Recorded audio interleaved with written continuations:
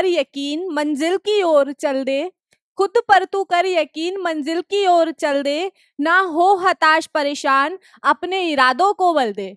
नमस्ते प्यारे बच्चों, कैसे हैं आप सभी लोग। मैं जिज्ञासा बहुत बहुत स्वागत करती हूं आप सभी का आशीष सिंह लेक्चर्स में। और इसी के साथ स्टार्ट करते हैं हम हमारा आज का लेक्चर, जिसमें हम पढ़ने वाले हैं आपकी क्लास 10 का चैप्टर प्रकाश, परावर्तन तथा अपवर्तन।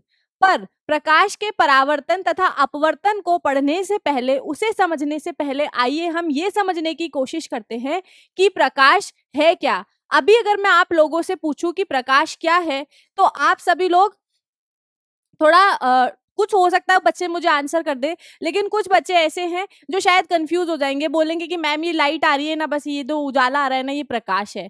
नहीं, लेकिन जब हम फिजिक्स पढ़ते हैं तो सभी चीज की एक स्पेसिफिक डेफिनेशन होती है, एक परिभाषा होती है, जो हमें किसी भी चीज को परिभाषित करने के, समझाने के लिए काम आती है। तो यहाँ हम सबसे पहले देखेंगे कि प्रकाश क्या होता है। तो प्रकाश क्या है उसे समझने की कोशिश करते हैं। तो हमारे आसपास में जितनी भी वस्तुएं हमें दिखाई देती है, वो किस कारण दिखाई देती है। उजाला होता है, प्रकाश उन पर पड़ता है, तभी दिखाई देती है। अगर मैं आपको एक अंधेरे कमरे में भेज दूं, तो क्या आप अंधेरे कमरे में पड़ी हुई वस्तुओं को देख पाएंगे? नहीं देख पाएंगे। लेकिन वही उस कमरे में अगर हम लाइट जला दे, ट्यूबलाइट जला दे, बल्ब जला दिया, कैंडल को लिट कर दे, तो आप सारी कमरे में पड़ी हुई वस्तुओं को देख पाओगे। तो मतलब एक तो आप ऐसे बोल सकते हो कि हाँ, प्रकाश कोई ऐसी चीज है जो हमें वस्तुओं को देखने में मदद करता है। लेकिन जब हम फिजिक्स पढ़ते हैं तो हम ज्यादा से ज्यादा चीजों को, या फिर जिस भी चीज के बारे में हम पढ़ते हैं, हम उसे एनर्जी के रूप में पढ़ते हैं। फिजिक्स में आपको मोस्ट ऑफ जो चीजें हैं वो एनर्जी के फॉर्म में ही दिखाई देती है, ऊर्जा के रूप में ही दिखाई देती है।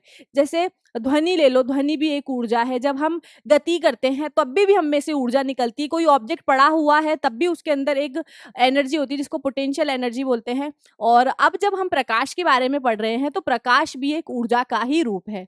तो हम प्रकाश को कैसे परिभाषित कर सकते हैं? प्रकाश ऊर्जा का एक रूप है जिसकी मदद से हम किसी भी वस्तु को देख पाते हैं। प्रकाश ऊर्जा का एक रूप है, मतलब एनर्जी का एक फॉर्म है। प्रकाश जो है ऊर्जा का एक रूप है जिसकी मदद से हम किसी भी वस्तु को देख पाते हैं, किसी भी वस्तु को देख पाते हैं। या फिर प्रकाश जो है प्रकाश जो है ऊर्जा का एक रूप है जो हमें वस्तुओं को देखने में मदद करता है, या फिर वस्तुओं को देखने में सहायता करता है। तो 2 पॉइंट हमें आ गए, परिभाषा हमें याद हो गई कि प्रकाश ऊर्जा का वह रूप है जो हमें वस्तुओं को देखने में सहायता देता है, या फिर सहायता प्रदान करता है, जैसे भी आप लिखना चाहे। तो 2 पॉइंट हमें समझ में आ गए। लेकिन यहाँ से एक क्वेश्चन निकल करके आता है कि ठीक है, प्रकाश ऊर्जा का एक रूप है, तभी भी तो लाइट आती है, तो गर्मी भी लगती है थोड़ी सी। ये चीज समझ में आ गई। लेकिन वस्तुओं को कैसे देखने में हमें मदद करता है, तो देखो हम नेक्स्ट चीज जो है वही समझेंगे। अब प्रकाश है, प्रकाश आपको किसी ना किसी स्रोत से तो मिलता है ना। अभी जैसे मैं इस कमरे में खड़ी हूं, तो यहाँ पर जो प्रकाश आ रहा है वो किसी ना किसी स्रोत से आ रहा होगा, किसी ना किसी लाइट से प्रकाश आ रहा होगा। या फिर हमारी धरती पर जो प्रकाश का मुख्य स्रोत है वो क्या है? हमारा सूर्य है। सूर्य से ही हमें सारा प्रकाश जो है मिलता है। तो प्रकाश स्रोत से प्रकाश जो है वो किरणों के रूप में आता है। प्रकाश स्रोत से, या फिर हमारे पास में जो भी स्रोत है जिससे प्रकाश आ रहा है, वो सीधी किरणों के रूप में आता है, वस्तु से टकराता है, और वस्तु से टकराने के बाद में परावर्तित हो जाता है। जिस प्रकार आप दीवार पे बॉल को फेंक करके मारते हैं ना, और बॉल वापस आ जाती है, उसी प्रकार प्रकाश की जो किरणें हैं वो वस्तु से टकराती है और टकराने पर परावर्तित हो जाती है। पर परावर्तित होने के बाद में जब ये किरणें हमारी आंखों तक पहुंचती है, तभी आप उस वस्तु को देख पाएंगे। मतलब किसी भी वस्तु को देखने के लिए उस वस्तु से प्रकाश किरणों का टकराना आवश्यक है, और उन प्रकाश किरणों का परावर्तित होकर के हमारी आंखों पर टकराना, मतलब हमारी आंखों तक पहुंचना, दूसरा सबसे बड़ा इंपॉर्टेंट पॉइंट है। कि अगर आप चीजों को देखना चाहते हो तो उस वस्तु से प्रकाश किरणें परावर्तित होकर हमारी आंखों तक पहुंचेगी, तभी हम उस चीज को देख पाएंगे। वस्तु पर पड़ने वाले प्रकाश को वस्तु परावर्तित करती है। जिस भी वस्तु पर प्रकाश पड़ रहा है, वस्तु क्या करती है? उस प्रकाश को परावर्तित कर देती है। और यह परावर्तित किरण जब हमारी आंखों के द्वारा ग्रहण की जाती है, तो हम किसी भी वस्तु को देख पाते हैं या फिर हमारी आंखें जो है उस वस्तु को देखने योग्य हो जाती है। आई होप ये आपको ये थोड़ा क्लियर हुआ होगा कि अगर आपको किसी भी वस्तु को देखना है तो सबसे पहले तो उस वस्तु पर प्रकाश की किरणें पड़नी चाहिए, फिर वो वस्तु क्या करेगी, उन प्रकाश की किरणों को परावर्तित कर देगी और वो परावर्तित किरणें जब हमारे नेत्रों पर पड़ेगी, हमारी आंखों पर पड़ेगी, तभी हम उस वस्तु को देख पाएंगे। नेक्स्ट चलते हैं। प्रकाश सरल सीधी रेखाओं में गमन करता है। ये तो हम प्रकाश के गुण पढ़ रहे हैं, अभी तक हमने ये नहीं समझा है कि प्रकाश किससे मिलकर के बना हुआ है। हमने देखा है कि प्रकाश क्या है और प्रकाश के गुण। तो प्रकाश जो है सीधी सरल रेखा में गमन करता है। इस चीज को प्रूव करने के लिए एक छोटी सी एक्टिविटी है, यहाँ पर मैंने पिक्चर के फॉर्म में दी हुई है। ये बच्चा क्या कर रहा है, मोमबत्ती को देख रहा है। बच्चा मोमबत्ती को देख रहा है, तो जब इसने सीधे पाइप का यूज किया है, तो ये मोमबत्ती की जो फ्लेम है ना, ये जो ज्वाला वाला हिस्सा है मोमबत्ती का, बच्चा जो है इस मोमबत्ती के ज्वाले वाले हिस्से को देख पाता है। क्यों? क्योंकि इस कंडीशन के अंदर, फर्स्ट वाली पिक्चर के अंदर, जो प्रकाश की किरणें हैं वो मोमबत्ती के ज्वाला से निकलकर सीधे सीधे इस बच्चे की आंखों पर पड़ती है। और जब बच्चों की आंखों पर प्रकाश की किरणें पड़ रही है तो बच्चा जो है इस ज्वाला को देख पा रहा है मोमबत्ती की। लेकिन जब ये ट्यूब को थोड़ा सा मोड़ देता है तो तब क्या होता है, ये जो प्रकाश की किरणें हैं ये यहाँ पर टकराती है और वापस यहाँ तक नहीं पहुंच पाती, सिर्फ ऐसे टकराती है। जिस कारण क्या होता है, ये जो प्रकाश की किरणें हैं बच्चों की आंखों तक नहीं पहुंच पाएगी, और जब प्रकाश की किरणें बच्चों की आंखों तक नहीं पहुंच पाएगी तो वो इस ज्वाला को नहीं देख पाएंगे। तो ये जो एक्टिविटी है ये क्या प्रूव करती है कि जो प्रकाश है वो एक सरल सीधी रेखा में गमन करता है। Light travels in a straight line path. जो प्रकाश है वो सीधी रेखा में गमन जो है करता है। प्रकाश को संचरण करने के लिए किसी माध्यम की आवश्यकता नहीं है। क्यों नहीं है? आपने इस चीज को समझने के लिए हम प्रीवियस क्लास में जाते हैं, पिछली क्लास में जाते हैं, 9th क्लास में जब आपने ध्वनि के बारे में पढ़ा था तो हमने देखा था कि जो ध्वनि है वो जो है निर्वात के अंदर संचरण नहीं कर सकती। अगर इस कमरे में से मैं सारी की सारी हवा खींच के यहाँ पर निर्वात कर दूं तो मैं कुछ भी बोलूंगी तो वो आप तक नहीं पहुंचेगा। क्यों? क्योंकि जो ध्वनि की तरंगे है उसे संचरण के लिए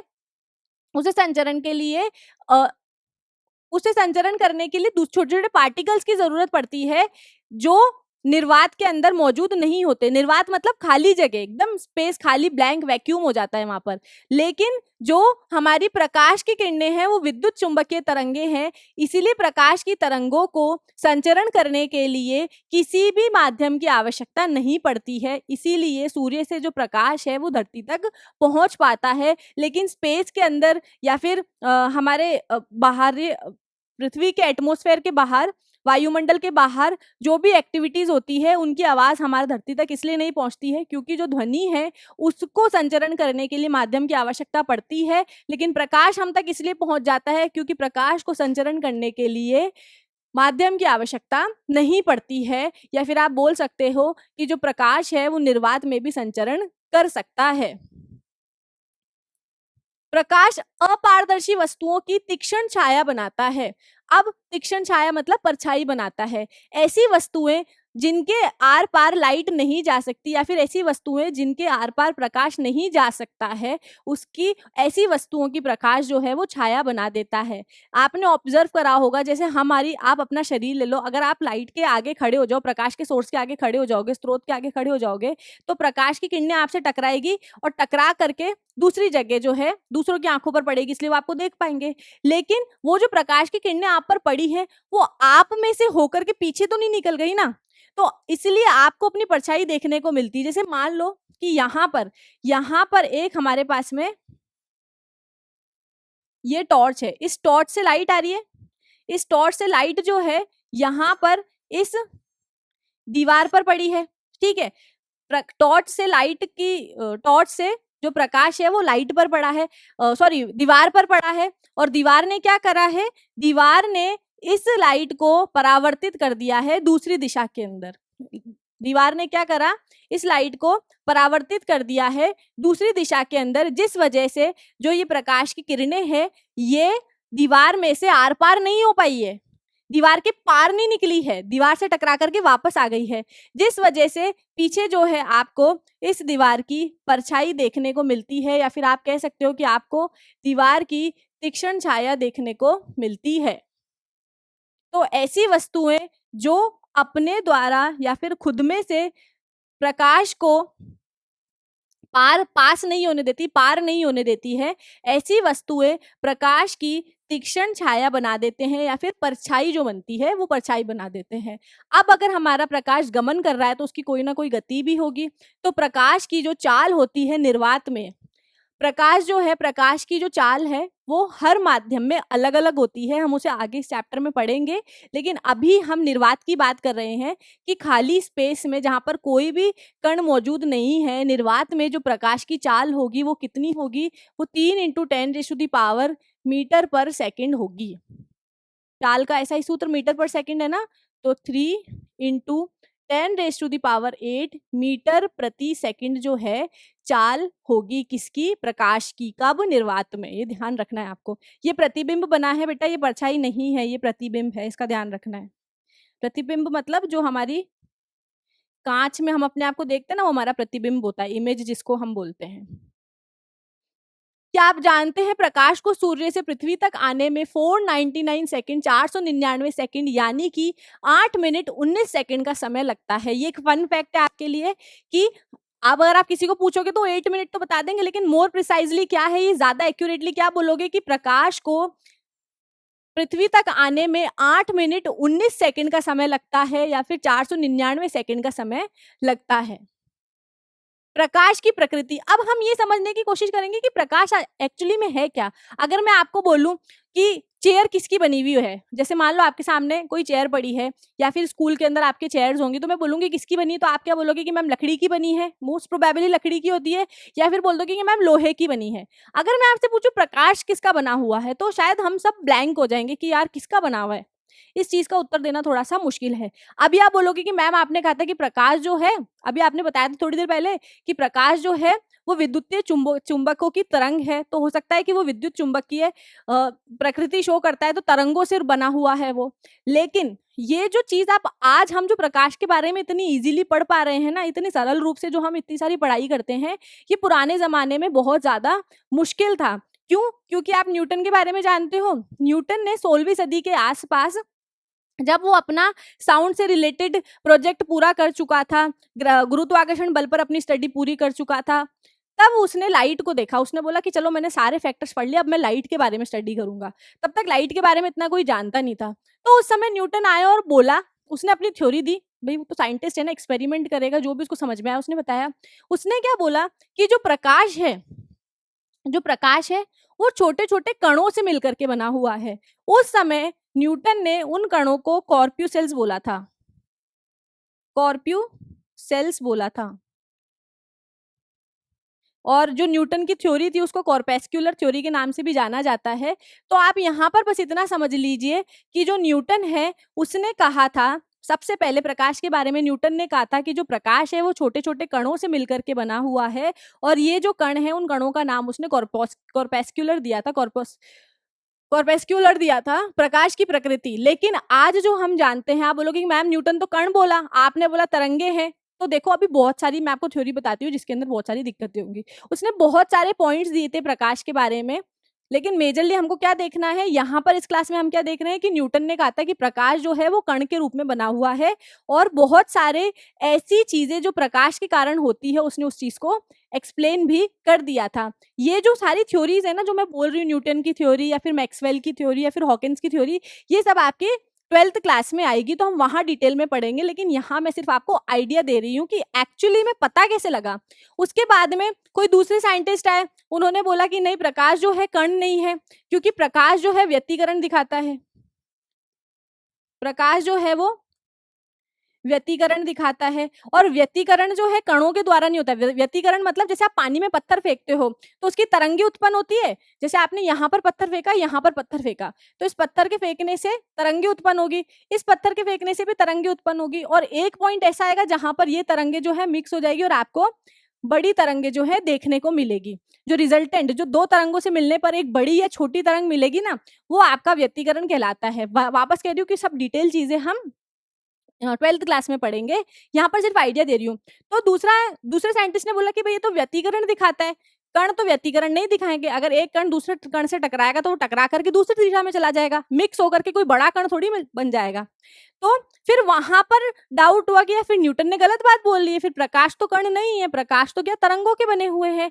लेकिन फिर बाद में और ज्यादा स्टडीज होती गई, फिर एल्बर्ट आइंस्टाइन आए, उन्होंने एक फोटो इलेक्ट्रिक इफेक्ट की डिस्कवरी करी, और फोटो इलेक्ट्रिक इफेक्ट जो है वो प्रकाश के अगेन कण वाली प्रकृति से दिखाया जाता है। तो बहुत ज्यादा कंफ्यूजन चल रहा था, कोई बोल रहा है कण है, कोई बोल रहा है किरण है, तो एक्चुअली है क्या, एक्चुअली है क्या। तो बाद में जाकर के क्वांटम मैकेनिक्स जब आई, बहुत सारे साइंटिस्ट ने मिलकर के एक्सपेरिमेंट्स करे, किसी ने बोला कि ये वाली जो एक्टिविटी है कण, अगर हम प्रकाश को कण माने तो ही हम समझा सकते हैं। कुछ साइंटिस्ट ने बोला कि ये एक्टिविटीज है, जैसे व्यतिकरण ले लिया हमने, डिफ्रैक्शन ले लिया, ये वाले जो एक्टिविटीज है ये हम तभी समझा सकते हैं अगर हम प्रकाश को क्या मानेंगे, किरण मानेंगे। तो बाद में जब क्वांटम मैकेनिक्स बनी तब प्रकाश की जो है दोहरी प्रकृति मानी गई, कि प्रकाश जो है वो दो प्रकार की प्रकृति को दर्शाता है। मतलब बाद में कंक्लूजन क्या निकला कि प्रकाश जो है वो कण की तरह भी बर्ताव करता है और तरंगों की तरह भी बर्ताव करता है। मतलब जो लाइट है, जो प्रकाश है हमारा, उसकी दोहरी प्रकृति है, दो प्रकृति है उसकी। पहली प्रकृति में वो कण की तरह बर्ताव करता है, दूसरी में वो तरंग की तरह बर्ताव करता है। अब डिपेंड करता है आप कौन सी एक्टिविटी कर रहे हो, तो प्रकाश उसी की तरह बर्ताव करेगा। अगर आप फोटो इलेक्ट्रिक इफेक्ट को स्टडी करोगे तो प्रकाश का कण रूप देखने को मिलेगा, अगर आप व्यतिकरण को पढ़ोगे तो प्रकाश का तरंग रूप देखने को मिलेगा। तो यहाँ से हम क्या समझ रहे हैं कि प्रकाश जो है, प्रकाश की दो प्रकृति है, जिसमें हम बोल सकते हैं कि प्रकाश जो है वो तरंगों के रूप में और कणों दोनों के रूप में समझा जा सकता है। डिपेंड करता है कौन सी एक्टिविटी आप स्टडी कर रहे हो, उस एक्टिविटी के अकॉर्डिंग आपको प्रकाश का या तो तरंग रूप दिखेगा या कण रूप दिखेगा। देखो, प्रकाश की कई घटनाएं, प्रकाश से जुड़ी ऐसी बहुत सारी घटनाएं हैं, जैसे परावर्तन जो हम इस चैप्टर में पढ़ेंगे, अपवर्तन, विवर्तन, व्यतिकरण और ध्रुवण, पोलराइजेशन ऑफ लाइट, ये सब आपके 12th चैप्टर में आएंगे डिटेल में। ऐसी घटनाओं को हम प्रकाश को तभी समझा सकते हैं जब हम प्रकाश को तरंगों के रूप में मान ले। अतः प्रकाश की जो प्रकृति है वो कैसी है, तरंग प्रकृति है। जैसे ये जो हो रहा है ना आपका, ये व्यतिकरण है, ये व्यतिकरण है। व्यतिकरण क्या होता है चैप्टर में आगे डिटेल से समझने वाले हैं, इसलिए मैं आपको अभी यहाँ पर एक्सप्लेन नहीं कर रही हूँ। और ये जो फोटो है ना, इसमें क्या हो रहा है, प्रकाश का परावर्तन हो रहा है। प्रकाश जो है पानी से टकराया है और परावर्तित होकर के वापस चला गया है। तो यहाँ पर जो है प्रकाश का परावर्तन हम देख रहे हैं, नहीं सॉरी, यहाँ पर जो है हम प्रकाश का अपवर्तन देख रहे हैं। व्यतिकरण तो हमारा 12th क्लास में है। यहाँ पर जो हम देख रहे हैं ये प्रकाश का अपवर्तन है और ये प्रकाश का परावर्तन है। परावर्तन और अपवर्तन दोनों हम इसी क्लास में आगे के लेक्चर्स में समझेंगे। तो यहाँ से हम क्या देख रहे हैं कि परावर्तन और अपवर्तन जैसी एक्टिविटीज जो है, परावर्तन और अपवर्तन जैसी क्रियाएं जो है प्रकाश की, आप उन्हें तभी समझा सकते हो, आप उनकी व्याख्या तभी कर सकते हो जब आप प्रकाश को तरंग प्रकृति का मानो। प्रकाश के अन्य घटनाओं को, जैसे कॉम्पटन इफेक्ट जो सीवी रमन ने दिया था, वो उसके लिए उनको नोबेल प्राइज भी मिला था। कॉम्पटन प्रभाव, फोटो इलेक्ट्रिक प्रभाव जैसी घटनाओं को की व्याख्या आप तभी कर सकते हैं जब आप प्रकाश को कण मान लो। प्रकाश ऐसा मान लो कि प्रकाश जो है वो कणों से मिलकर के बना हुआ है।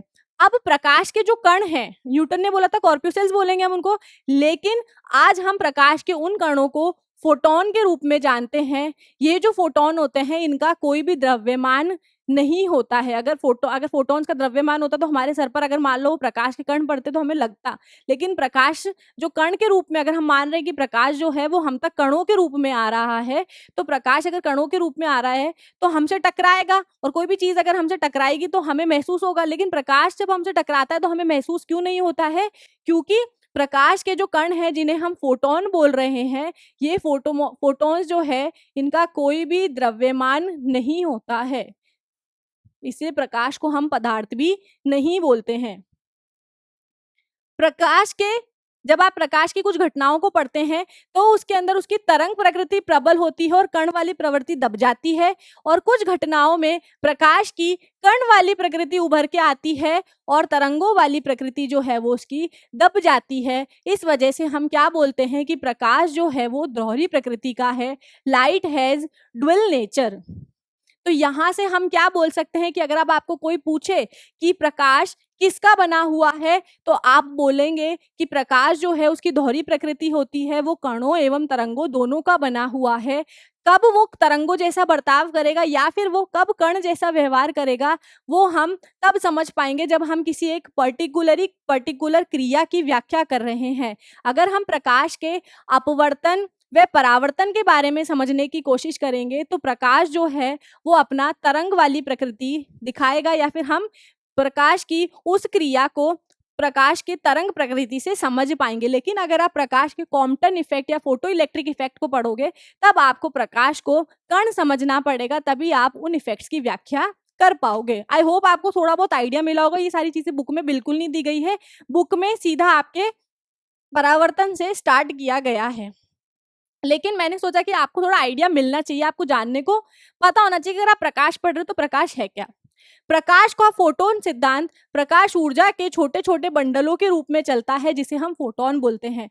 अभी मैंने आपको बोला कि जो प्रकाश है वो किरणों के, प्रकाश की किरणें आती है, तो प्रकाश जब आप उसका तरंग नेचर पढ़ोगे तब तरंग प्रकृति पढ़ोगे तब आप क्या मान लोगे कि प्रकाश जो है किरणों के रूप में ट्रेवल कर रहा है। जब आप उसकी कण प्रकृति मानोगे तब हम क्या समझेंगे कि प्रकाश जो है वो ऊर्जा के छोटे छोटे बंडलों के रूप में गति कर रहा है, जिसे हम क्या बोलते हैं, फोटोन बोलते हैं। अब यहाँ पर हम प्रकाश के तरंग प्रकृति वाली क्रियाओं को पढ़ेंगे तो हम प्रकाश को किरण के रूप में देखेंगे कि जो प्रकाश है वो किरणों के रूप में हम तक पहुंच रहा है। इस चैप्टर में मेजरली हम प्रकाश की किरणों वाली चीजों को पढ़ेंगे। किरण मान करके हम ऐसा मानेंगे कि प्रकाश स्रोत से जो प्रकाश हम तक आ रहा है वो किरणों के प्रकाश किरण से आ रहा है। मतलब प्रकाश जो है किरण से, जैसे यहाँ पर आप बोल रहे थे ना कि फोटोन के रूप में आता है, हम इस चैप्टर में क्या कंसीडर करेंगे कि प्रकाश जो है वो किरणों के रूप में हम तक आ रहा है। इस तरीके से किरणों के रूप में हम तक आ रहा है। तो क्योंकि हम यहाँ पर परावर्तन और अपवर्तन पढ़ रहे हैं इसलिए हम किरण के रूप में मानेंगे यहाँ पर। अब दो दर्पणों के बीच स्थित किसी वस्तु के दर्पण के बीच कोण के प्रतिबिंब की संख्या की भिन्नता का एक सरल सूत्र द्वारा वर्णित किया जा सकता है। अब ये मैंने कहीं क्वेश्चन देखा था इसलिए वाला फॉर्मूला मैंने इधर मेंशन कर दिया। इससे रिलेटेड क्वेश्चंस तो हम बाद में करेंगे, लेकिन ये फॉर्मूला आपको सबको अपनी बुक के अंदर नोट करके रखना है। आपके पास में दो दर्पण दे दिए जाएं, अब उन दो दर्पणों को आप किस प्रकार रख रहे हैं और उसमें कितनी प्रतिबिंब आपको देखने को मिलेंगे वो आप इस सूत्र से कैलकुलेट कर सकते हैं। जैसे मान लो कि मैंने प्रतिबिंब को 90 डिग्री के कोण पर रख दिया है इस तरीके से, मतलब एक प्रतिबिंब ऐसे रखा है और एक प्रतिबिंब ऐसे रख दिया, या फिर ऐसे मान लो, कैसे भी मान लो। तो उन दोनों के बीच का, अगर उन दोनों के बीच का कोण 90 डिग्री होगा तो उससे बनने वाली उसके उसके द्वारा बनने वाली किरण प्रतिबिंब कितने आपको देखने को मिलेंगे। अगर मैंने दो दर्पणों को एक दूसरे के लंबवत रख दिया है, 90 डिग्री पर रख दिया है, तो उस स्थिति में कितनी प्रतिबिंब आपको दोनों दर्पण में देखने को मिलेंगे टोटल, तो आप उसको इस सूत्र से कर सकते हो। 3 प्रतिबिंब आपको देखने को मिलेंगे। अब आप क्या करोगे, आपको एक क्वेश्चन सॉल्व करना है जिसमें आपको मानना है कि दो प्रतिबिंब है वो एक दूसरे के पैरेलल पड़े हैं, समांतर पड़े हैं। उस स्थिति में दोनों के बीच में दोनों दर्पण से कितने प्रतिबिंब बनेंगे उसकी गणना आप मुझे कल करके बताएंगे। प्रकाश का परावर्तन। अब आ जाते हैं मेन हमारे टॉपिक प्रकाश के परावर्तन पर। जब प्रकाश किरण किसी माध्यम से चलती हुई किसी चमकदार तल से आपतित होती है, मतलब टकराती है, तो वह नहीं इंसिडेंट होती है, आपतित मतलब आना, तो वह तल से टकरा कर उसी माध्यम में वापस लौट आती है। अब परावर्तन के कुछ मुख्य नियम हैं जो हम यहाँ पर याद रखते हुए चलेंगे ताकि हम परावर्तन को अपवर्तन से अलग समझ पाए, हम उन दोनों के बीच का मेजर डिफरेंस बता सकें। या फिर अगर आप परावर्तन के कुछ इन पॉइंट्स को ढंग से ध्यान रखोगे तो अपवर्तन आपको समझने के लिए आसान हो जाएगा। अब प्रकाश का परावर्तन क्या है कि जब भी किसी माध्यम से, तो यहाँ पर माध्यम क्या हो जाएगा, टॉर्च हो जाएगी, किसी माध्यम से चलती हुई किसी चमकदार तल, यहाँ पर चमकदार तल हमारा क्या हो जाएगा, दर्पण हो जाएगा, या फिर कोई भी शाइनी सरफेस, जैसे बहुत ज्यादा चमकदार आपका सिल्वर फॉइल ले लो, किसी चमकदार तल से आपतित होती है, मतलब जो प्रकाश किरण है वो यहाँ से निकलेगी और इस पर आपतित होगी, इंसिडेंट होगी, यहाँ पर जाकर के स्ट्राइक करेगी और टकरा करके इस मिरर से टकरा करके, इस दर्पण से टकरा करके वापस, भाई हवा में चल रही है ना लाइट, तो मिरर से टकरा करके, दर्पण से टकरा करके वापस इसी माध्यम में लौट करके वो किसी दूसरी वस्तु से टकराएगी, तो यह प्रकाश का परावर्तन कहलाता है। यहाँ पर प्रकाश का परावर्तन क्या बोलोगे कि जब भी किसी प्रकाश स्रोत से प्रकाश की किरण, एक किसी माध्यम में प्रकाश की किरण चलते हुए किसी चमकदार तल से आपतित होती है, तो वह प्रकाश की किरण उसी माध्यम में वापस लौट आएगी, जिसे हम प्रकाश का परावर्तन कहते हैं। मेन पॉइंट क्या ध्यान रखना है कि प्रकाश का जब परावर्तन होता है तो प्रकाश की किरण जिस माध्यम में होती है, वस्तु से टकरा करके, चमकदार तल से टकरा करके वापस उसी माध्यम में लौट आती है, उसका माध्यम नहीं बदलता है। ये आपको मेजर ध्यान रखना है यहाँ पर। जैसे प्रकाश का किसी दर्पण से टकराकर वापस उसी माध्यम में लौट आना, ये देखो, ये आपका चमकदार तल है, यहाँ पर एयर है, मतलब हवा, वायु, तो यहाँ से प्रकाश स्रोत से जो लाइट है, जो प्रकाश की किरण है, वो यहाँ आपतित हुई और टकरा करके वापस इसी माध्यम में लौट गई, तो हम क्या बोल देंगे कि यह प्रकाश का परावर्तन है। प्रकाश के परावर्तन में प्रकाश किरण जो है वो अपना माध्यम, मतलब गमन करते हुए अपना माध्यम नहीं बदलती है, यहाँ पर माध्यम नहीं बदलता है। परावर्तन अब दो प्रकार का होता है, बुक में नहीं दिया है, पर हमें ध्यान रखना है कि प्रकाश का जो परावर्तन है वो दो प्रकार से होता है। पहला होता है नियमित परावर्तन, दूसरा होता है विसरित परावर्तन। नियमित परावर्तन क्या है? नियमित परावर्तन से यहाँ पर से जो प्रकाश स्रोत से जो प्रकाश किरणें आएगी वो टकरा करके वापस परावर्तित हो जाएगी, लेकिन ये जो परावर्तित किरणें हैं एक दूसरे से समांतर किरणों के रूप में वापस परावर्तित होगी। मतलब इन दोनों के बीच का देखो, बिल्कुल समांतर है ना किरणें, एक दूसरे के पैरेलल है ये सारी एक दूसरे के। तो यहाँ पर जो परावर्तन किरणें हैं ये एक दूसरे के समांतर होती हैं, जिससे हम क्या बोल सकते हैं कि ये नियमित परावर्तन है। लेकिन अनियमित परावर्तन में क्या होगा? अनियमित परावर्तन के अंदर ये जो परावर्तित किरणें हैं आपकी वो एक दूसरे के समांतर नहीं होगी। जैसे मान लो आ तो सब एकदम समांतर रही है, लेकिन अनियमित परावर्तन या फिर विसरित परावर्तन होने के कारण ये एक दूसरे के समांतर नहीं जाएगी, बल्कि किसी भी दिशा में निकल जाएगी। तो एक मेन डिफरेंस क्या हो गया विसरित और नियमित परावर्तन के अंदर, कि भाई नियमित परावर्तन के अंदर जो परावर्तित किरणें हैं वो एक दूसरे के समांतर होती है, और विसरित परावर्तन में जो परावर्तित किरणें हैं वो एक दूसरे के समांतर नहीं होती है। दूसरा मेजर पॉइंट क्या है कि जो नियमित परावर्तन होता है उसके अंदर जो ये आपका तल होता है ये चमकीला होता है। चमकीला भी हो सकता है या फिर स्मूथ आप इसको बोल सकते हो कि पॉलिश्ड होता है बहुत ज्यादा, जैसे दर्पण हो गया, या फिर बहुत ज्यादा कोई धातु का जैसे आयरन का या फिर स्टील की थाली आप देखते हो तो वो सारे जो है चमकदार तल के एग्जाम्पल्स है, उदाहरण है। तो यहाँ पर जो आपका तल होता है वो चमकदार होगा और स्मूथ होगा, समतल तल होगा। लेकिन जो विसरित परावर्तन है उसके अंदर जो आपका ये तल होता है वो कैसा होता है? खुरदुरा होता है। और ज्यादातर जब हम हमारे आसपास चीजों को नोटिस करते हैं तो हमारे पास में जो डेली लाइफ के अंदर प्रकाश का विसरित परावर्तन ही होता है। नियमित परावर्तन हमें कहीं कहीं देखने को मिलता है, जैसे दर्पण से और वो स्टील के बर्तनों से या फिर कोई बड़ा सा धातु है उसके ब्लॉक से देखने को मिल जाएगा। लेकिन ज्यादातर जो है हमारे आसपास में विसरित परावर्तन ही होता है। विसरित परावर्तन की वजह से ही ये जो लाइट है पूरे के पूरे कमरे में फैल पाती है। नहीं तो अगर एक डायरेक्शन में आएगी और एक दिशा से और दूसरी दिशा के अंदर चली गई तो सिर्फ उसी हिस्से में आपको उजाला दिखेगा, दिखेगा, पूरे हिस्से में उजाला नहीं दिखेगा, लेकिन प्रकाश के विस्तृत परावर्तन के कारण हमें सभी जगह जो है पूरे कमरे में जो है उजाला दिखाई देता है, प्रकाश फैला हुआ दिखाई देता है। अब परावर्तन के दो नियम हैं। अब बोलोगे मैम आपने परावर्तन पढ़ाया नहीं, नियम पे आ गए पहले।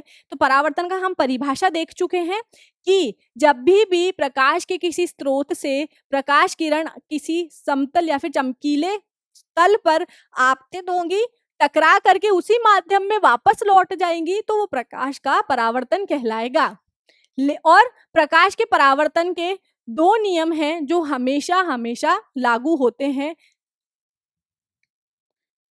ये प्रकाश के परावर्तन के नियम जो है ये सब जगह ही लागू होते हैं कि आपतन कोण और परावर्तन कोण के बराबर होता है। आपतन कोण क्या होता है मैम आपने बताया ही नहीं है, परावर्तन कोण क्या होता है आपने बताया ही नहीं, तो मैं बताती हूँ आपको, भी हम एक्सप्लेन इसको डिटेल में समझेंगे। लेकिन यहाँ पर एक पॉइंट आप क्या पहले इसको देख लो कि हाँ चलो आपतन कोण परावर्तन कोण के बराबर होता है, क्या होता है वो भी मैं बता रही हूँ।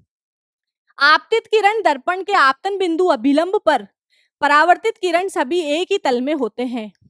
ठीक है, चलो अब इसको देखते हैं कि जब परावर्तन होता है तो हमारे पास में एक सबसे पहले हम दर्पण मान लेते हैं कि दर्पण है, चमकीला तल हमारा दर्पण ले लेते हैं कि हम।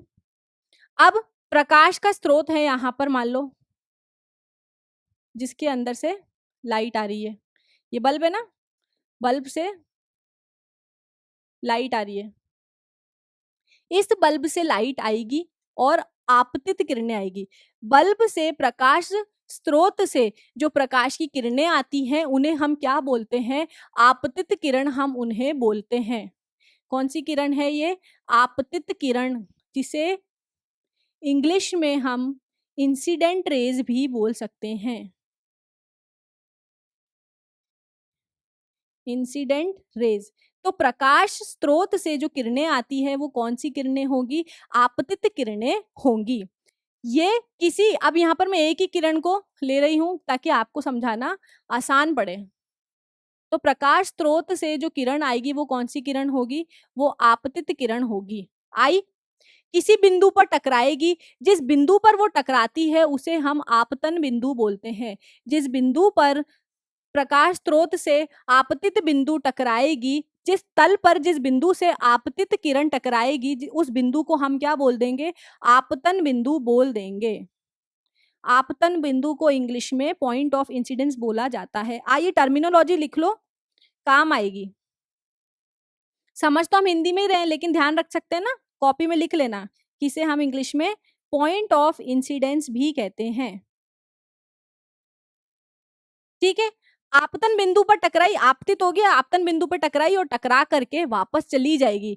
अब ये जो प्रकाश किरण वापस टकरा करके गई है इसे हम परावर्तित किरण बोलते हैं। क्या बोलेंगे, परावर्तित, परावर्तित किरण, क्या बोलेंगे हम इसे, परावर्तित किरण बोलेंगे। सही लिखा मैंने, ठीक है। परावर्तित किरण को इंग्लिश में we call this reflected ray, reflected ray. ठीक है, क्या देखा है हमने, प्रकाश स्रोत से जो प्रकाश किरण आती है उसे हम आपतित किरण बोलते हैं, जिस बिंदु पर वो टकराती है उसे हम आपतन बिंदु बोलते हैं, और टकराने के बाद में जो प्रकाश किरण लौट जाती है उसी माध्यम में जो प्रकाश किरण, सेम माध्यम होता है परावर्तन में, ध्यान रखना है, पहले भी बता चुकी हूं। तो आपतन बिंदु पर लाइट टकराने के बाद में जब वापस सेम माध्यम में चली जाती है तो हम उस किरण को परावर्तित किरण कह देते हैं। अब एक यहाँ पर और आई है अभिलंब। अभिलंब क्या होता है, जो किसी भी तल से 90 डिग्री पर हम एक इमेजिनरी लाइन, एक हम लाइन मान लेते हैं कि इस तल से एक 90 डिग्री पे, मतलब इस तल के लंबवत एक और किरण हम मान लेते हैं जिसे हम नॉर्मल बोलते हैं। नॉर्मल इंग्लिश में बोलते हैं, हिंदी में हम इसे अभिलंब बोलते हैं, लेकिन इसको दर्शाने के लिए हम एन अल्फाबेट का प्रयोग करते हैं। तो हम मान लेते हैं कि इस तल से कोई एक किरण, हम इस तल से, कभी भी आप लाइट को पढ़ोगे तो आपको हमेशा नॉर्मल ड्रॉ करनी पड़ेगी। नॉर्मल क्या है, ये नॉर्मल सिर्फ एक लाइन है जो आप रेफरेंस के लिए लेते हो, चीजों को समझने के लिए लेते हो। रेफरेंस मतलब उस चीज को समझने के लिए लेते हो। तो एक नॉर्मल रे हम ड्रॉ कर लेंगे, हम एक नॉर्मल रे बना लेंगे इस समतल बिंदु के ऊपर। जिस भी जिस भी समतल पर आप प्रकाश को पढ़ रहे हो, परावर्तन अपवर्तन को पढ़ रहे हो, उस बिंदु पर, उस तल पर आप सबसे पहले एक अभिलंब खींचते हैं उस चीज को समझने के लिए। ठीक है, अब यहां पर ध्यान से समझना, आपतित किरण, आपतित किरण और नॉर्मल के बीच में जो कोण होगा, ध्यान से समझना है क्योंकि आगे क्वेश्चन आएंगे कंफ्यूज करेंगे, और मैं तो पक्का एक ऐसा क्वेश्चन कराऊंगी जिसमें आप इस कोण को लेकर के कंफ्यूज हो जाओगे। तो आपतित किरण और नॉर्मल के बीच में या अभिलंब के बीच में, यहां पर मैं इसको नॉर्मल ही बोलूंगी क्योंकि नॉर्मल लिखा जाता है, आपतित किरण और नॉर्मल के बीच में जो कोण बनता है उसे हम एंगल ऑफ इंसिडेंस या फिर आपतन कोण बोल देते हैं। क्या बोला है मैंने, देखो आपतित और आपतन एक जैसा है ना, तो आपतन कोण क्या हो जाएगा, वह कोण जो नॉर्मल और आपतित किरण के बीच में बनता है उसे हम आपतन कोण बोल देते हैं, और वो कोण जो परावर्तित किरण और नॉर्मल के बीच में बन रहा है हम उसे परावर्तन कोण बोल देंगे। आई होप आपको ये समझ आया होगा। बहुत ज्यादा सिंप्लीफाई रखने की मैंने आसान रखने का इसको कोशिश किया है।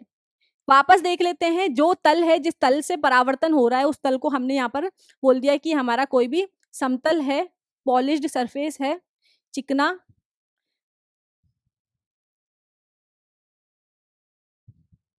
चिकना हमारा तल है ये जिस पर परावर्तन हो रहा है। प्रकाश स्रोत से जो किरण आ रही है उसे हम आपतित किरण बोल रहे हैं। प्रकाश सोर्स से, प्रकाश स्रोत से जो किरण आ रही है उसे हम आपतित किरण बोल रहे हैं। जिस बिंदु पर किरण टकरा रही है उसे हमने आपतन बिंदु बोल दिया है, और टकरा करके जो किरण वापस जा रही है उसे हमने परावर्तित किरण बोल दिया है। आपतित किरण और नॉर्मल के बीच में जो कोण बनता है उसे हम आपतन कोण बोलते हैं, और परावर्तित किरण और नॉर्मल के बीच में जो कोण बनता है उसे हम परावर्तन कोण बोलते हैं। ये कोण कभी कुछ कुछ बच्चे ना इसको मान लेते हैं, ये वाला नहीं मानना, ये गलत है। आपको खासा ध्यान रखना है कि परावर्तित किरण और नॉर्मल के बीच में ही परावर्तन कोण बनेगा, और आपतित किरण और नॉर्मल के बीच में ही आपका आपतन कोण बनेगा। तो यहाँ पर ये जो नियम हम देख रहे हैं, ये नियम क्या बोलते हैं, अब तो टर्म समझ में आ गई। अब हम जो है नियम देख सकते हैं, अब तो हम नियम समझ सकते हैं ना। तो चलो नियम समझते हैं, नियम क्या कह रहा है। बिल्कुल ऑब्वियस दिखेगा आपको ये ना। नियम क्या कह रहा है कि आपतन कोण, आपतन कोण को किससे दर्शाते हैं हम, एंगल आई से, क्योंकि इसको इंग्लिश में इंसिडेंस बोल रहे हैं ना, इसलिए इसको एंगल आई से दर्शाते हैं। और परावर्तन कोण, परावर्तन कोण क्या है, परावर्तन कोण को हम किससे दर्शा रहे हैं, आर से दर्शा रहे हैं। दोनों बराबर होंगे, ठीक है भाई। पहला नियम जो है वो यही कह रहा है कि आपतन कोण और परावर्तन कोण दोनों बराबर होते हैं, तो एंगल आई बराबर एंगल आर। दूसरा क्या बोल रहा है कि ये जो आपतित किरण है, इसको मैं ब्लू से ले रही हूं, कि आपतित किरण मतलब ये वाली आपतित किरण दर्पण के आपतन बिंदु पर, ये रहा हमारा आपतन बिंदु, ये रही आपतित किरण, अभिलंब पर ये रहा हमारा अभिलंब, और परावर्तित किरण ये रही हमारी परावर्तित किरण, तीनों एक ही तल में होते हैं। तो एक ही तल में तो आ रहे हैं, नीचे ये रहा हमारा तल, ये तीनों किरण क्या बोल रहा है कि आपतित किरण, अभिलंब और परावर्तित किरण तीनों एक ही तल में आते हैं। एक कंडीशन तो ये हो गई कि तीनों एक ही तल में आएंगे, दूसरी कंडीशन क्या है, जो तीनों किरणें हैं वो एक ही बिंदु पर मिलेगी आपको। कौन से बिंदु पर, आपतन बिंदु पर। ढंग से पढ़ो इसको, आपतित किरण दर्पण के आपतन बिंदु, आपतन बिंदु अभिलंब पर, परावर्तित किरण सभी एक तल में होते हैं। मतलब आपतित किरण, अभिलंब किरण, परावर्तित किरण, ये तीनों किरणें हैं जो है वो आपतन बिंदु पर एक ही तल में आपको मिलेगी। ऐसा नहीं होगा कि ये आपकी आपतित किरण है, आपतित किरण जहां पड़ेगी वहीं तो आपतित आपतन बिंदु होगा आपका, जहां आपकी आपतित किरण टकरा रही है वहीं तो आपका आपतन बिंदु होगा। ऐसा तो नहीं है कि आपकी आपतित किरण हो गई, ये बिंदु हो गया, और ये आपकी परावर्तित किरण हो गई, ऐसा तो हो ही नहीं सकता है। क्यों, क्योंकि जिस पॉइंट से टकराई है उसी पॉइंट से तो वापस, जिस बिंदु पर टकराई है उसी बिंदु से तो लाइट वापस जाएगी। तो ये दोनों तो एक ही पॉइंट पर आ रहा है, और जिस पॉइंट पर लाइट, जिस पॉइंट पर, जिस बिंदु पर लाइट टकराती है उसे हम आपतन बिंदु बोलते हैं, और आपतन बिंदु से ही हम लंबवत खींचते हैं। तो तीनों की तीनों जो किरणें हैं वो एक ही तल पर, एक ही बिंदु पर आ रही है ना। यही ये दूसरा नियम जो है बोल रहा है और कुछ स्पेशल इसने इसमें नहीं कहा है। तो यहाँ पर हमने परावर्तन के नियम देख लिए हैं, 2 नियम है, दोनों हमने देख लिए हैं। नेक्स्ट स्लाइड पे चलते हैं हम। देखो उसी चीज को जो मैंने डायग्राम से समझाया था उसी चीज को यहाँ पर एक प्रॉपर चित्र के द्वारा समझाया गया है कि यहाँ पर हमारा मान लो कोई प्रकाश सोर्स होगा, प्रकाश स्रोत से जो है, क्या बना है, एक सेकेंड, बल्ब तो नहीं बना है,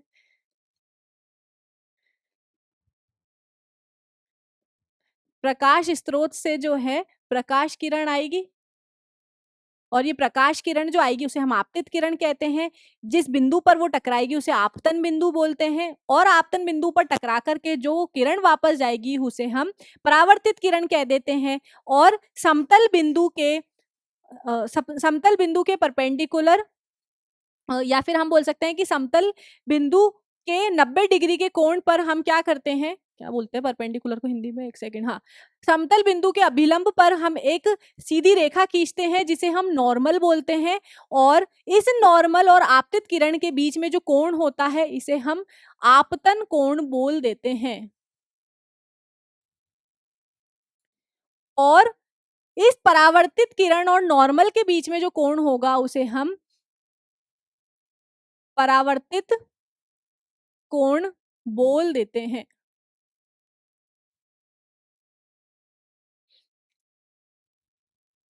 परावर्तन कोण बोल रहे हैं, सॉरी, परावर्तन कोण बोलेंगे इसे।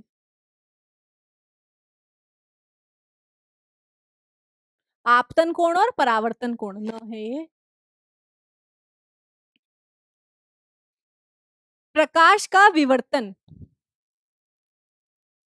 यदि प्रकाश के रास्ते में रखी अपारदर्शी वस्तु अत्यंत सूक्ष्म हो जाती है तो प्रकाश सरल रेखा में चलने की अपेक्षा इसके किनारों पर मुड़ने की प्रवृत्ति दिखाता है, इसे हम प्रकाश का विवर्तन कहते हैं। अब ये जो विवर्तन वाली चीज है ना, ये आपके जो चैप्टर स्टार्ट हुआ है उसके नीचे एक येलो कलर का डब्बा है, उसके अंदर लिखी हुई है कि जब प्रकाश किसी अपारदर्शी वस्तु से टकराएगा तो बहुत ज्यादा वस्तु अत्यंत सूक्ष्म हो, तो अगर जिस वस्तु से प्रकाश टकरा रहा है, ये जिस वस्तु से प्रकाश टकरा रहा है, ये वस्तु अगर बहुत ज्यादा छोटी होती है तो प्रकाश क्या करेगा, इससे टकराएगा और टकराने के बाद में सरल रेखा में चलने की अपेक्षा किनारों से मुड़ने की प्रवृत्ति दिखाता है कि यहां से ये आपकी आपतित किरण आई है और अत्यंत सूक्ष्म वस्तु के साथ में टकराई है। अब टकराने के कारण ये सीधी सीधी नहीं जाएगी, ऐसे मुड़ करके दूसरी दिशा के अंदर ये जो है सीधी रेखा में गमन करने की अपेक्षा क्या करती है, सीधी रेखा में नहीं जाएगी, ये क्या करेगी, दूसरी दूसरी दिशा में मुड़ जाएगी, इसके किनारों से टकरा करके दूसरी दिशा में मुड़ जाती है, जिसे ही हम प्रकाश का विवर्तन बोलते हैं। ये वाला डायग्राम आपको देखना है यहाँ पर कि छोटे से अत्यंत सूक्ष्म वस्तु से प्रकाश की किरण टकराई और टकराने के कारण दूसरी दिशाओं में मुड़ गई, और इस मुड़ने को ही हम प्रकाश का विवर्तन बोल रहे हैं। दर्पण, दर्पण क्या होता है, यह एक चमकीला और अधिक पॉलिश किया हुआ परावर्तक पृष्ठ होता है। दर्पण क्या है, हमारा बहुत ज्यादा चमकीला और पॉलिश किया हुआ परावर्तक पृष्ठ होता है, रिफ्लेक्टिंग सरफेस होता है। अब आप मुझे बताएंगे कि दर्पण या फिर कांच किससे बनते हैं, यह आपका होमवर्क क्वेश्चन है, आपको कमेंट करके मुझे बताना है कि कांच जो है किससे बनते हैं और फिर कांच के पीछे पॉलिश हो जाती है तो वो दर्पण बन जाता है। तो आप मुझे पहले ये बताएंगे, आज के क्वेश्चन जो है आपके लिए एक्स्ट्रा क्वेश्चन, फन क्वेश्चन जो है कि कांच किसका बनता है और कांच के पीछे जो पॉलिश होती है ना, कौन से मटेरियल की होती है, ये आप मुझे बताओगे। जो अपने सामने रखी वस्तु का प्रतिबिंब बनाता है। दर्पण क्या है, दर्पण एक चमकीला और पॉलिश किया हुआ परावर्तक पृष्ठ होता है, जो क्या करता है, उसके ऊपर आने वाली आपतित किरणों को वापस परावर्तित कर देता है और सामने रखे हुए बिंब का प्रतिबिंब बनाता है, सामने रखी हुई वस्तु की इमेज बना देता है, प्रतिबिंब बना देता है। हम देखते हैं ना अपने आप को कांच में, वही समतल दर्पण के बारे में हम देख रहे हैं। इस चैप्टर के अंदर हम वक्रीय दर्पण भी पढ़ेंगे, इसीलिए यहाँ पर अलग से मेंशन किया गया है समतल दर्पण। ये भी देखेंगे कि सब समतल दर्पण ही, मतलब वक्रीय दर्पण बनाने की क्या जरूरत पड़ी, समतल दर्पण से काम चल रहा था या नहीं चल रहा था, ऐसा क्या हो गया जो हमें अलग से दूसरा दर्पण, वक्रीय दर्पण को बनाने की जरूरत पड़ी है। तो हम आगे देखेंगे। अभी हम समतल दर्पण देख रहे हैं। परावर्तक पृष्ठ सीधा तथा सपाट होता है। अब जो हमारा समतल दर्पण होता है, इसका जो परावर्तक पृष्ठ होता है, इसका जो रिफ्लेक्टिंग सरफेस होगा, जिस पृष्ठ से आप परावर्तन करा रहे हैं, वो कैसा होता है? सीधा होता है और सपाट होता है। मतलब इस तरीके से ऐसा कर्व्ड नहीं होता है, ऐसा कुछ नहीं होता है, ये नहीं होता है, ऐसा सीधा होता है, एकदम प्लेन। ऐसे दर्पण जिनका परावर्तक पृष्ठ समतल हो, उसे समतल दर्पण कह देते। भाई इसका जो परावर्तक पृष्ठ है वो समतल है, सीधा है, तो ये समतल दर्पण हो जाएगा। अब इसका जो नीचे वाला हिस्सा है ना, जिसपे मैंने लाइन बनाई है, इस हिस्से को हम क्या बोल देंगे कि पीछे का पॉलिश किया हुआ भाग है, जो आप मुझे कमेंट करके बताने वाले हो कि पॉलिश किसकी होती है। और ये जो दर्पण का कांच है किसका बनता है, ये भी आप मुझे बताओगे, वापस रिमाइंड करा दिया है। और आगे ये जो चमकीला भाग होता है ना, ये क्या करता है? इसको हम परावर्तक पृष्ठ बोलते हैं, जिससे परावर्तन होता है। एक्चुअली मतलब परावर्तन यहां से इस पृष्ठ से होगा।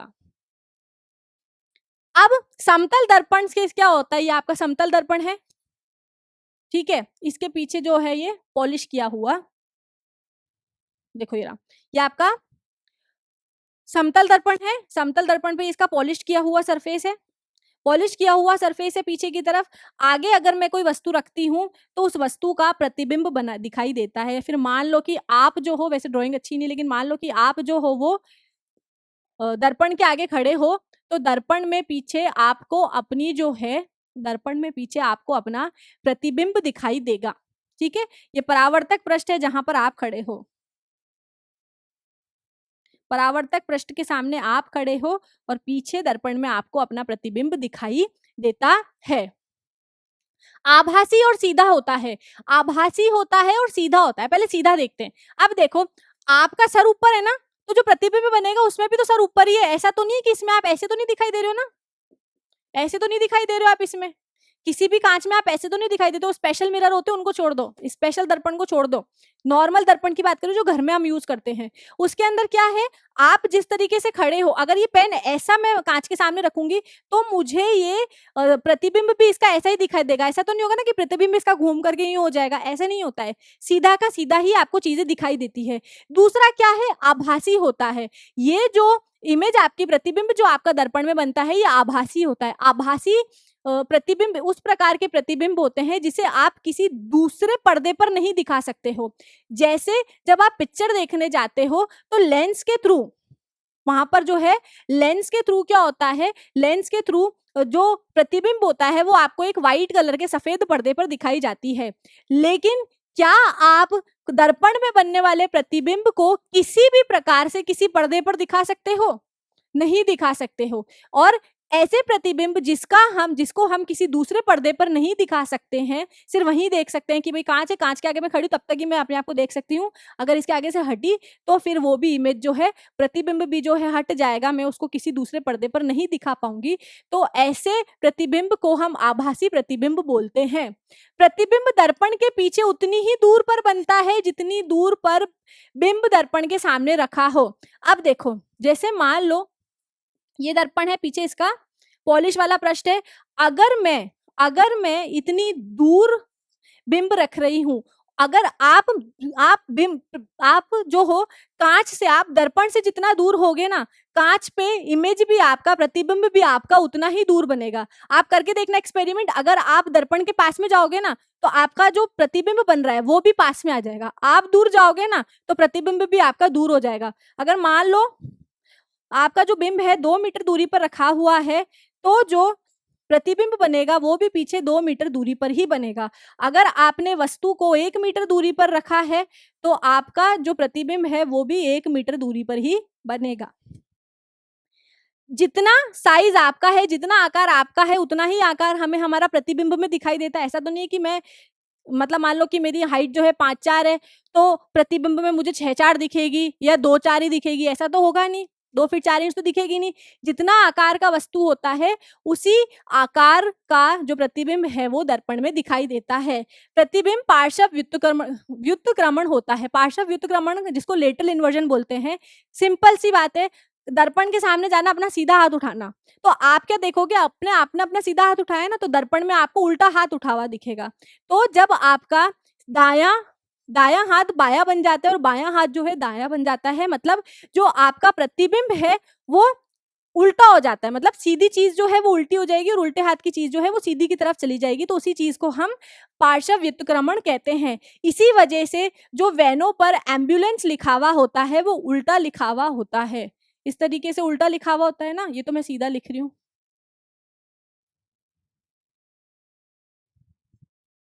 एम्बुलेंस जो है वो उल्टा लिखा हुआ होता है।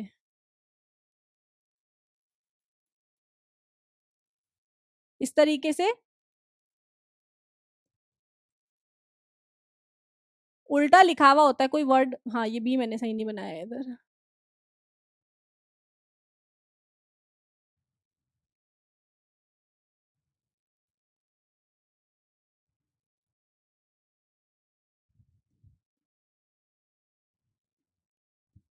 जो एम्बुलेंस होता है वो उल्टा लिखा हुआ होता है, ताकि जब उसका प्रतिबिंब कांच में बने तो जो ड्राइवर है उसको वो सीधा पढ़ पाए। अगर हम पहले से उसको सीधा लिख देंगे तो उसका उल्टा प्रतिबिंब बनेगा, जिसको पढ़ने में परेशानी हो सकती है। इसलिए एम्बुलेंस जैसी इमरजेंसी सेवाएं जो होती है, वैनों पर या फिर एम्बुलेंस के ऊपर जो एम्बुलेंस शब्द है वो उल्टा लिखा हुआ होता है, जिसकी वजह से उसका जो प्रतिबिंब बने वो सीधा बने और उसे पढ़ने में आसानी हो। देखो यहाँ पर जो आर है वो सीधा लिखा हुआ है ना, लेकिन प्रतिबिंब में आपको उल्टा दिखाई देगा।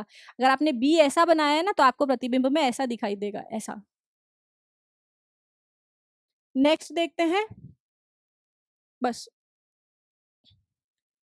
तो ये तो कुछ प्रतिबिंब की प्रकृतियां हो गई हैं जो हमने यहाँ देखी है। अगले लेक्चर में हम पढ़ेंगे वक्रीय दर्पणों के बारे में और उनके द्वारा बनने वाली अलग अलग प्रतिबिंबों के बारे में। मुझे उम्मीद है आपको आज का ये लेक्चर समझ में आया होगा, इंटरेस्टिंग लगा होगा। और इसी के साथ आपको ये सारी चीजों को रिवाइज करना है, लिखना है, जो क्वेश्चन मैंने पूछे हैं उसका कमेंट करके आंसर देना है। तो पढ़ते रहिए, मस्त रहिए, मिलते हैं आपसे अगले लेक्चर में। Good bye.